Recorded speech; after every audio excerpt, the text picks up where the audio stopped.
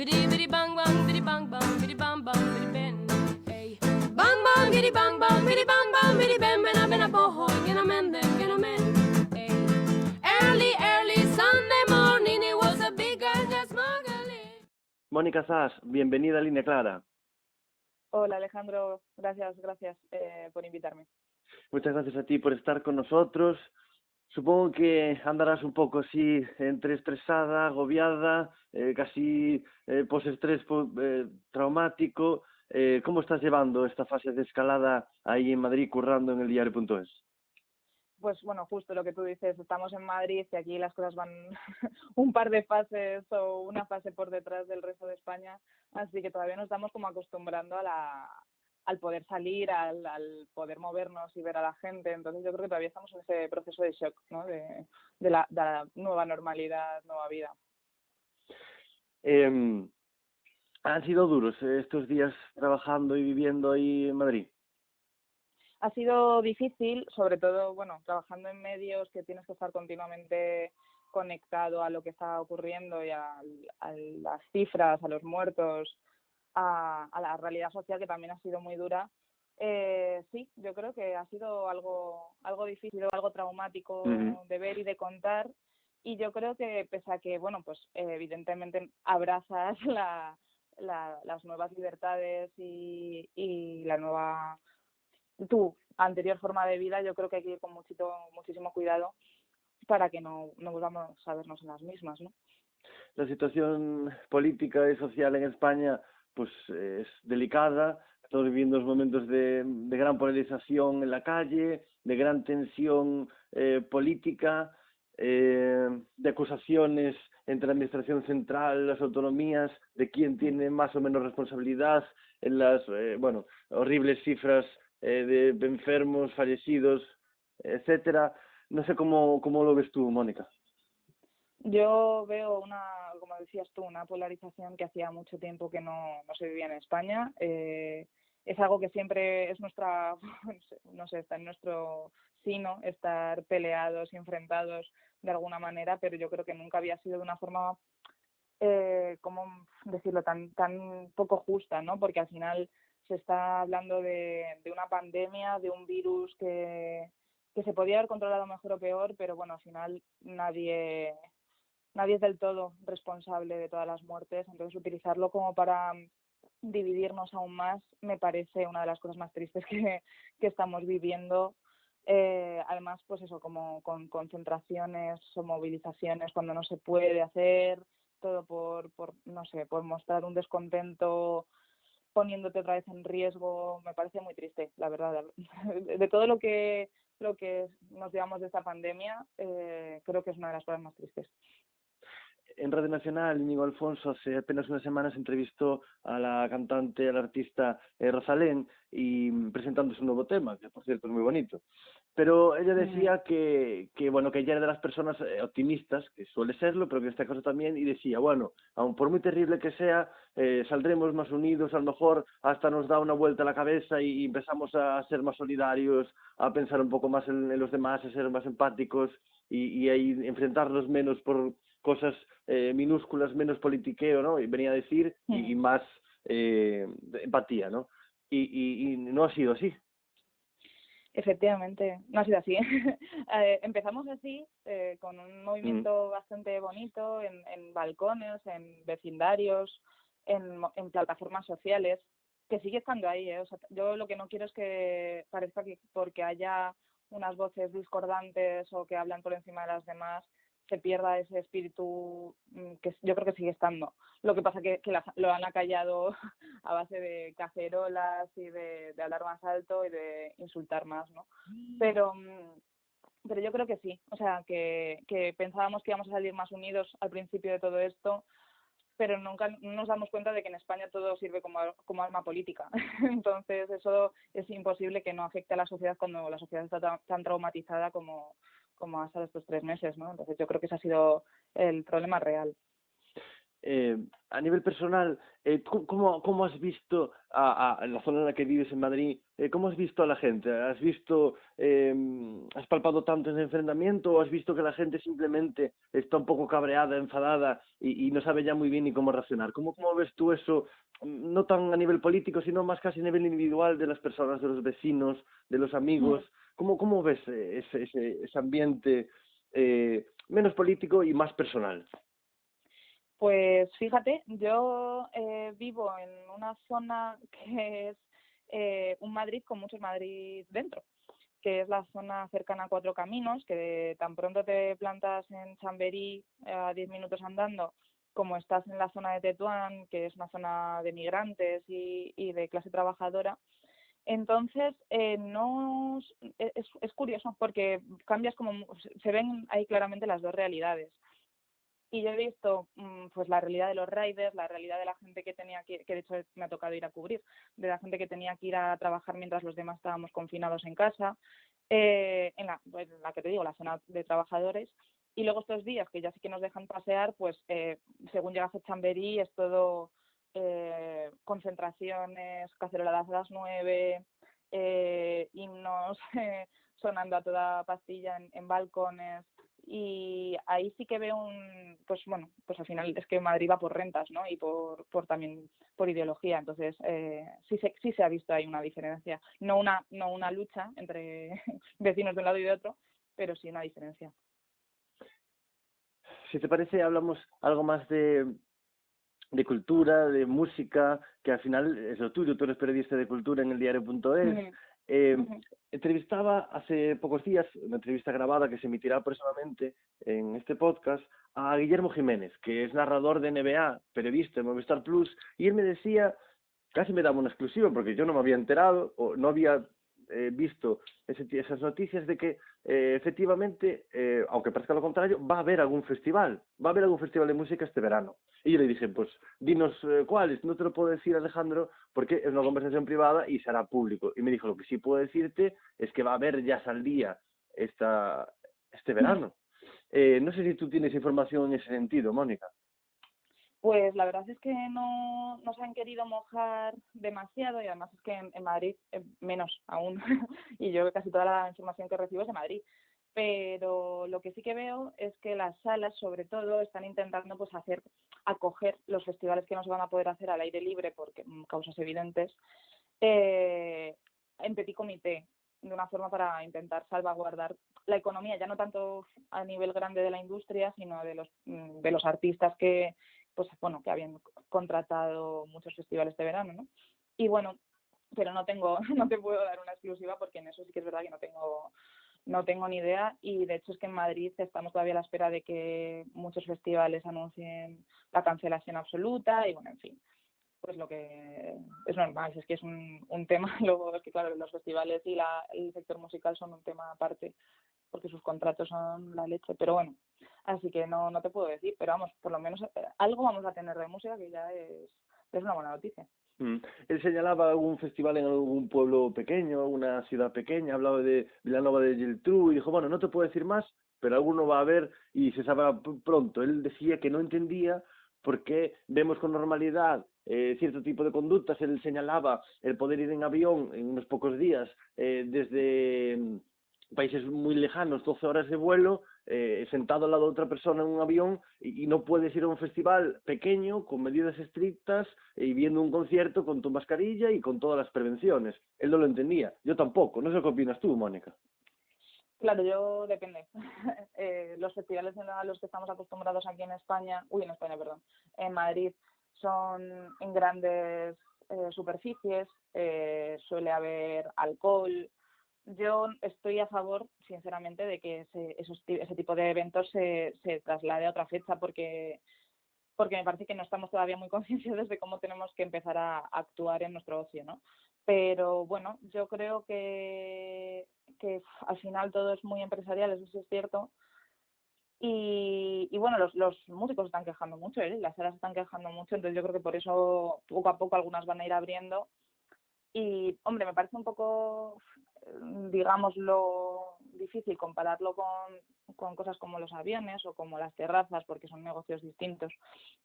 Pero bueno, en resumen, yo estoy a favor de que no se celebren las grandes aglomeraciones porque creo que la sociedad todavía no está preparada para asumir que tiene que respetar unos mínimos y es verdad, porque es una normalidad que nunca hemos vivido y que no nos cuesta mucho. O sea, nos cuesta mucho no estar al lado de nuestros amigos, nos cuesta mucho no venirnos arriba con un temazo y empezar a saltar y yo qué sé. Entonces, bueno, habrá que ir viéndolo poco a poco. Yo creo que es más prudente empezar por por pequeñas cositas, pequeños festivales más pequeños y luego ya si eso, pues dentro de un año o de unos meses que se hagan las grandes concentraciones.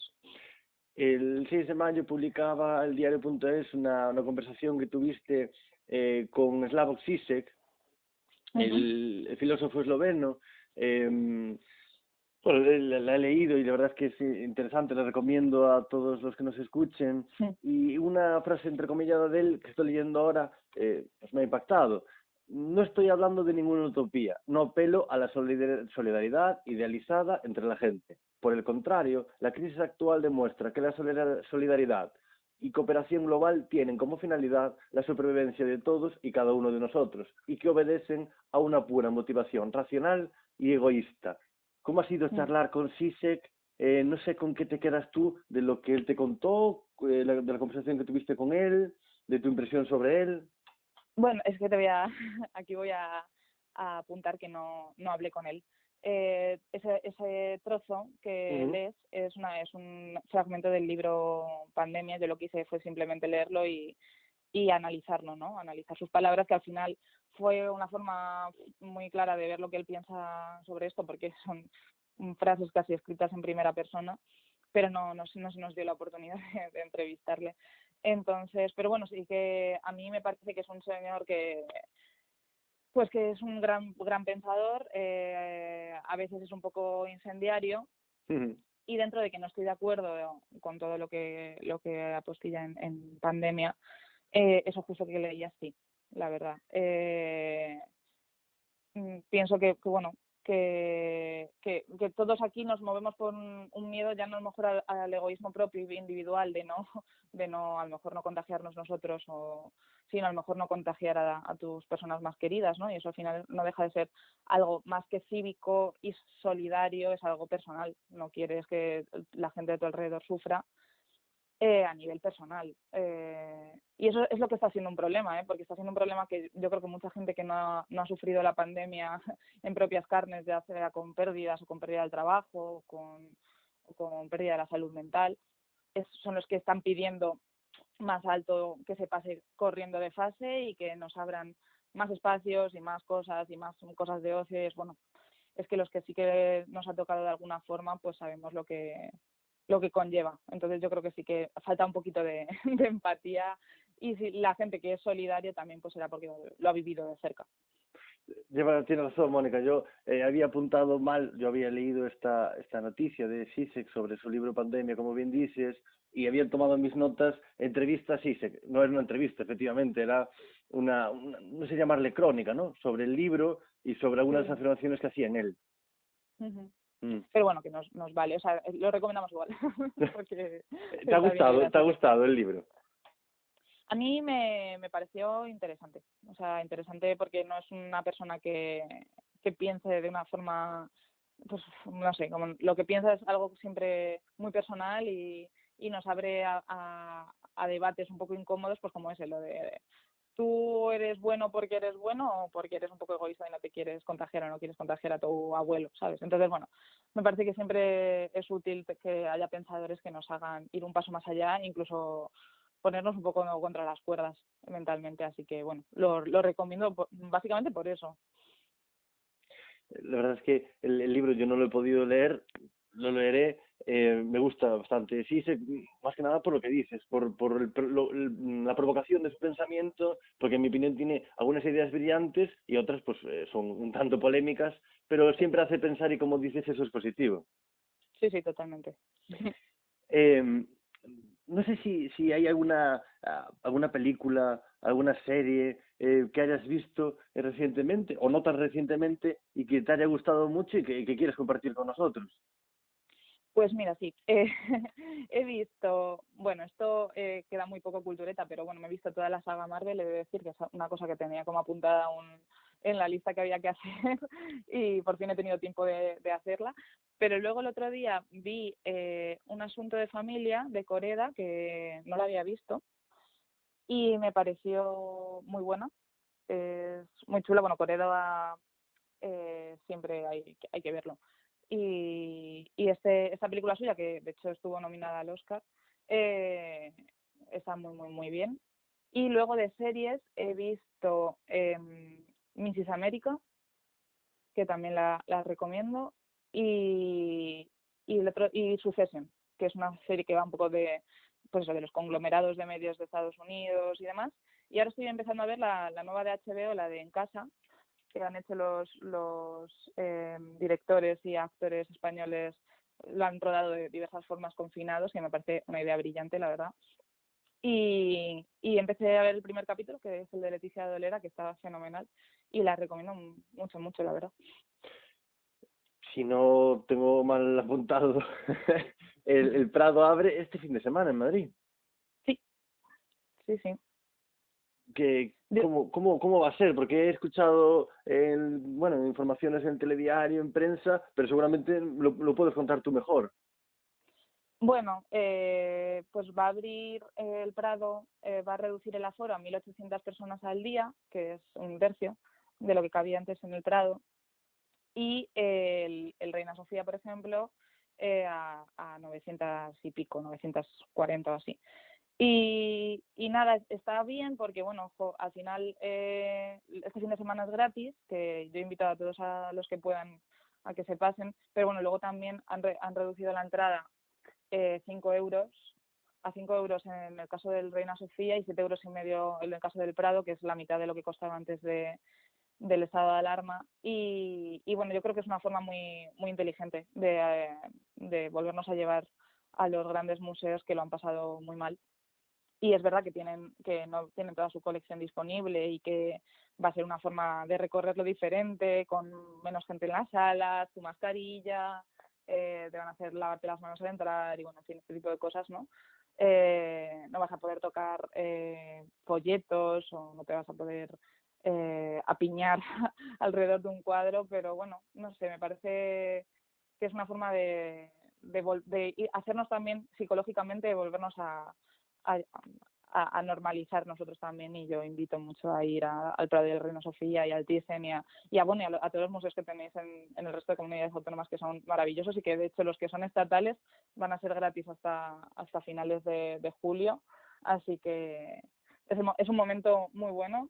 No ponen, eso sí que no pone en riesgo a nadie porque lo tienen muy medido, va a haber un montón de seguridad y yo creo que todo lo que podamos dar de empujoncito, pues mira, bienvenido sea. Desde un punto de vista más abstracto, esas dos preguntas lo son, pero bueno, también pueden ser desde el ámbito personal, puedes responderlas como quieras. Para ti, ¿qué es la cultura? ¿Qué supone la cultura en tu vida?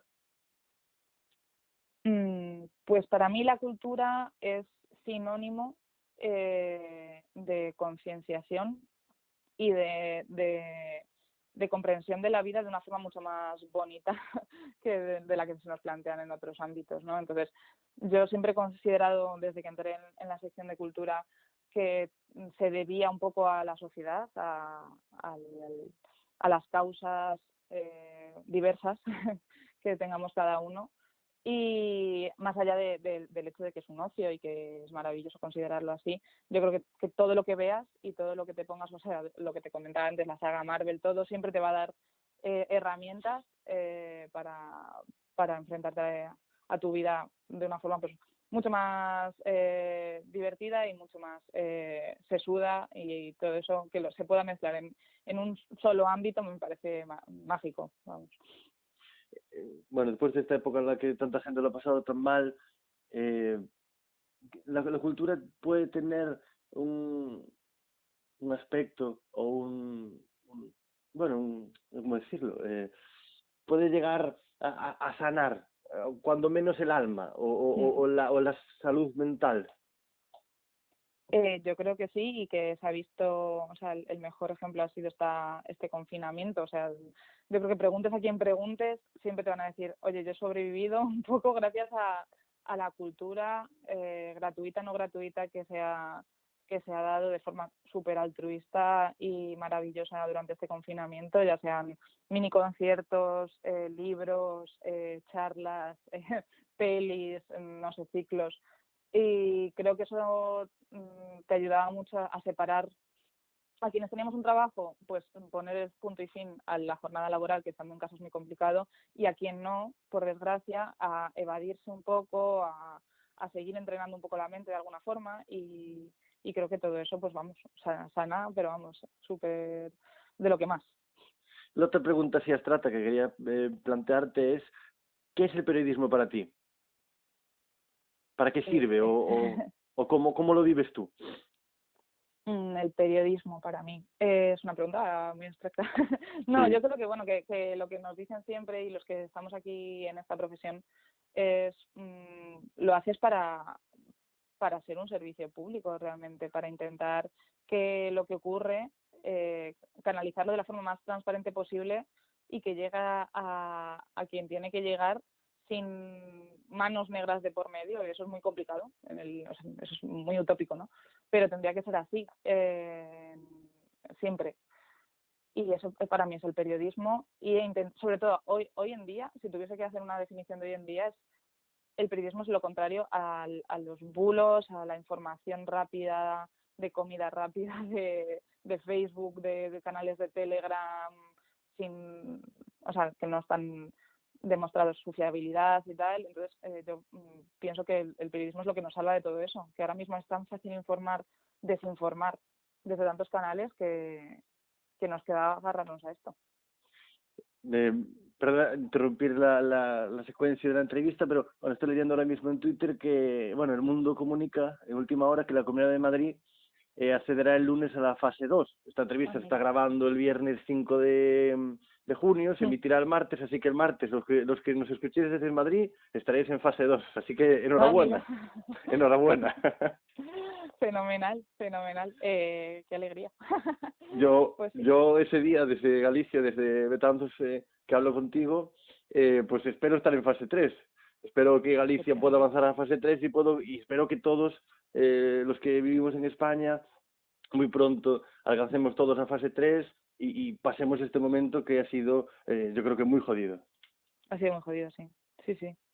Pues sí, ya nos vais contando a ver qué tal se vive en la fase 3. Nosotros siempre vamos, ya nos lo vais adelantando. Hablabas de bulos, hablabas de pseudoinformación, de manipulación. Hay quien enfoca el problema del periodismo desde un punto de vista individual, desde un punto de vista que tiene que ver con la corrupción o con una especie de trama político, no sé cómo calificarla, más política, ideológica. No sé, quizá no se trata ni de las personas ni de ninguna trama rara, sino que se trata de supervivencia del periodismo y de qué está haciendo el periodismo para poder sobrevivir, pues ingresando más dinero y logrando o intentando pagar sueldos dignos a periodistas, que en muchas ocasiones no es así. No sé qué opinas tú. Bueno, es un tema muy complejo, claro. Bueno, al final yo creo que las grandes empresas de medios siempre han tenido que estar, están contraopuestas, entonces siempre ha habido una empresa de medios blanca y otra negra, y empresa de medios A y empresa de medios B, entonces ahí todos los que estén en su mandato pues van a tener que tragar con eso de alguna forma u otra. Luego hay redacciones y redacciones, o sea, hay redacciones que a pesar de que el gran jefe, la gran mano negra que hay por encima exista, pues dejan una libertad absoluta a sus redactores, y no es eso tan cierto, ¿no?, de que siempre se te manipula la información. Al revés, yo he estado en medios muy diversos y bueno, hay de todo, ¿no? Pero bueno, no es igual la tónica general. Y bueno, yo tengo la suerte de estar en un medio que se salva de todo eso, porque no pertenecemos a ningún gran medio, o sea, ni a ningún gran conglomerado. Entonces yo siempre he trabajado con mucha libertad y lo agradezco muchísimo, la verdad. Le preguntamos por esta cuestión hace unas semanas, a Sato Díaz, que es el director de Cuarto Poder, y a Javier Gallego, el director y presentador de Carne Cruda, también del diario.es. Nos decían, le preguntaban sobre la libertad periodística, como, bueno, si había cierta censura en el periodismo. Ellos nos decían, Sato me decía que creía que era difícil informar sobre ciertos temas que tienen que ver con las fuerzas de seguridad, con la corona y con el poder en general, y decía que quizá si el rey presente cometiese eso presuntamente como cometió Juan Carlos, ciertos actos corruptos, por decirlo de algún modo, cree que sería difícil informar sobre ello. Le pregunté lo mismo a Javier Gallego y él me respondió en concreto que aseveró que sí, que él que tenía razón Sato y que cree que si el rey actual bueno, pues si hiciese de las suyas en ese sentido, no respetase la ley y fuese, pues de un modo, hiciese un acto corrupto, que sería muy difícil informar sobre eso, y que él decía que informar sobre todo lo que tenga que ver con la corona y su corte era muy complicado. Pues la verdad es que todo lo que te pueda decir va a ser basado en oídas o incluso en hipótesis, porque yo nunca he tenido que cubrir esa parte, ¿no? Pero bueno, no me extrañaría. O sea, claro, al final es algo que está muy blindado. Es que no te sé decir, pero vamos, sí. O sea, yo creo que están muy blindados por ciertos estratos de la sociedad, que no es que te vayan a censurar o no dejar publicar ciertas historias, pero te puede salir caro. Entonces, bueno, yo espero que eso se vaya curando poco a poco. Yo creo que al final se ha notado que desde hace unos años hay ciertos estratos sociales que parecían intocables y dejaron de serlo. Empezaron a verse, pues eso, desde las tarjetas Black hasta todo lo de los papeles de Bárcenas, hasta lo del rey, lo mismo de lo que causó la abdicación del rey. Yo creo que es una muestra de que poco a poco los gigantes van teniendo sus pies de barro. Ahora creo que podríamos enfocar este tema desde un punto de vista más, no sé si decir, personal, ¿no? Eres libre ejerciendo tu trabajo. ¿Alguna vez en el periodismo, ya sea en el diario.es o anteriormente, en cualquier otro medio, o en algún momento has sufrido censura o has sufrido, no sé si presiones o te han dejado caer que era mejor no publicar cierta información? ¿Has tenido alguna experiencia de este tipo? Pues la verdad es que yo nunca, pero también he de decir que mi experiencia se ha desarrollado en el diario.es prácticamente por completo, la periodística. Entonces, claro, no te puedo comparar a lo mejor con otros medios. He estado de becaria, entonces ahí no ves muchas historias. Si te dejan publicar, publicas básicamente lo que te mandan. Pero a nivel periodístico yo nunca me han echado para atrás un enfoque, nunca me han echado para atrás un titular. No, al final de lo único que solemos recibir presiones, pues esto es el día a día del periodista, es precisamente de la gente que va a salir en ese artículo, ¿no? Pero bueno, mientras tú hayas hecho tu labor con transparencia y con rigor, pues bueno, siempre va a haber gente que se vaya a quejar. En tu opinión, las redes nos han hecho más libres. Me explico.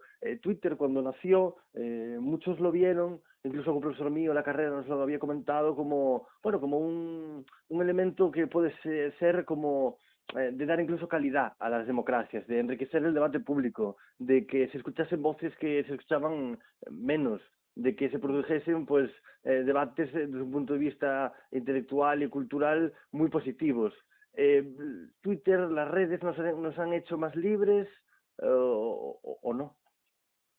Yo, por supuesto, sí. O sea, siempre soy una defensora de las redes sociales, de la comunicación por Internet, porque a pesar de que, bueno, yo creo que o sea, tiene que existir, y lo que decía antes de los bulos y la desinformación es algo que tú tienes que hacer como herramienta personal de saber filtrar. O sea, yo creo que a todos nos han enseñado a filtrar y saber. Otra cosa es que te quieras ir a informar donde te vayan a aplaudir lo que pienses, ¿no? Pero bueno, yo creo que sí, que todo lo que sea pluralidad de voces, de hecho por eso es tan feo descubrir cuando bueno, pues algunas se silencian o hay unas campañas de boicot hacia silenciar ciertas cosas, porque bueno, yo creo que es lo bonito de las redes precisamente. Bueno, vamos terminando esta entrevista. Voy a preguntarte sobre el futuro. Primero te pregunto sobre cómo ves el futuro de la cultura y después vamos a hablar del periodismo y de una visión más general, si te parece. Muy bien. ¿Cuál es el futuro del periodismo? ¿Estás preocupada incluso por tu futuro personal o no te preocupa tanto y crees que al final se encontrará la forma de hacer rentables los medios y de que se pueda ejercer el periodismo con sueldos dignos? Yo creo que el periodismo es un superviviente y ha estado a punto de supuestamente morir muchas veces y se ha sabido reinventar y bueno, yo creo que no sé, yo no tengo miedo de que vaya a desaparecer, ni mucho menos. Bueno, yo creo que el periodismo, como todos los empleos, está muy sujeto a las crisis sociales y económicas que tenga un país. Entonces, bueno, eso pues te afectará claramente. Si de repente esto nos aboca a una crisis económica, nos afectará. Pero no creo que estemos en crisis profesional, o sea, de formato. Yo creo que bueno, pues nos hemos ido adaptando, el papel se ha ido adaptando, las teles se han ido adaptando, las radios con los podcasts se han ido adaptando. Y bueno, yo creo que sobreviviremos, por supuesto que sí. ¿Y la cultura? ¿Qué será de ella? Ay, la cultura. Pues la cultura, yo creo que también, fíjate. Me gusta tu Las redes, optimismo, Mónica, me gusta escucharte. igual estoy pecando de utópica, ¿no? Pero yo creo que la cultura es que es el mismo ejemplo. Es que yo cuando me manejo con los dos, parece que iba a morir muchas veces por los soportes, por ciertas cosas, y se reinventa, se reinventa, se reinventa. Hay que darle mucho cariño a la cultura, eso sí, y mucha atención y mucho política y ciudadana, porque si no sí que se va al carajo. Pero yo creo que tal y como estaba, claro, antes de la pandemia y ahora, yo creo que sí, que van a intentar, por ejemplo, yo creo que lo que están haciendo ciertos sectores culturales es coger cosas que nos han regalado de forma altruista y gratuita en la pandemia y van a empezar a monetizarlo. Me parece fantástico y súper bien, la verdad, porque de algo tienen que sobrevivir. Así que yo creo que también. Para terminar, te pregunto por el futuro en general. Si quieres, lo enfoco yo desde un punto de vista, pero tú evidentemente tienes la libertad de hablar sobre lo que a ti más te parezca más oportuno te parezca. A ver, decía antes hablábamos de que estamos en plena desescalada, en el sentido de confinamiento. Seguramente es proporcionalmente inversa la escalada en tensión política y, bueno, social yo creo que no tanto, que es más una sensación en momentos concretos que algo que se pueda ver realmente, pero bueno, tú me dirás tu opinión. Esas dos, escalada de tensión política y de polarización y esa desescalada social del confinamiento hacia la nueva libertad, nueva normalidad, llamémosle X, ¿cómo ves el futuro? Pues mira, me decías que pecaba posiblemente de optimista, ahora voy a pegarle a lo mejor de lo contrario. A mí no me está gustando mucho la perspectiva que se nos pinta, por lo menos en los próximos meses, de crispación política que se está también viendo en las calles y eso me parece que va a ser algo que va a salir en las noticias, de enfrentamientos, ya sea dialécticos y no dialécticos, en redes o en medios de comunicación. Y va a ser algo un poco agotador, porque eso siempre agota mentalmente mucho a la ciudadanía. O sea, acabamos de venir de una crisis sanitaria y que nos metan en una crisis política es agotador. Y eso no estoy yo conmigo. Y luego, al nivel de desescalada social, pues hombre, pienso que va a ser difícil, va a acostumbrarnos a vivir con limitaciones durante un tiempo. Entonces, bueno, yo creo que lo escribí el otro día, que te la recomiendo, una columna de Isaac Rosa, que se llamaba que no existe el síndrome de la cabaña, ¿no? Esto que dicen que no quieres salir de casa porque has encontrado tu zona de confort, lo que no quieres es volver a a la vida que tenías antes, esa vida frenética, capitalista, de estar en una rueda de hámster metido todo el día. Entonces, bueno, lo que sería un drama sería que se juntase las cosas de antes, ¿no? El frenetismo de antes con encima la parte fea de la desescalada social, que es el distanciamiento, en general, los horarios y tal. Entonces, bueno, eso sí que sería un poco dramático, espero que no ocurra, la verdad. Pues Mónica Zas, antes de despedirte quiero dar las gracias a todos y a todas las que nos escuchan y a ti especialmente, Mónica. Muchas gracias por atendernos, por tus reflexiones, por tus recomendaciones de cine, de series, hasta del artículo de Isaac Rosa. Muchas gracias, Mónica Zas, por estar en Línea Clara. Muchas gracias a vosotros por invitarme y a todos los que os escuchan. Y nada, espero haber estado a la altura de vuestro programa y de vuestras reflexiones y que por lo menos os hayan servido las recomendaciones culturales. Gracias. Gracias, hasta luego. Biddy biddy bang bang, biddy bang bang, biddy bang bang, biddy ben. Hey. Bang bang, biddy bang bang, biddy bang bang, biddy ben. Ben a boho, get a men, get a men. Hey. Early, early Sunday morning, it was a big girl just smuggling. In a the mood, me a pick a lip, and me a load them down in on the top. One by one, load up the gun, all of the ganja in the round. Put it on a plane, the week gonna Spain. Money just a pour like rain. Me just a muggle up a lane in a road gold chain. Me and my girl named Jane. I went downtown, say I went downtown. I saw Miss Brown, say I saw Miss Brown. She had some sugar, hot brown sugar all over her booty.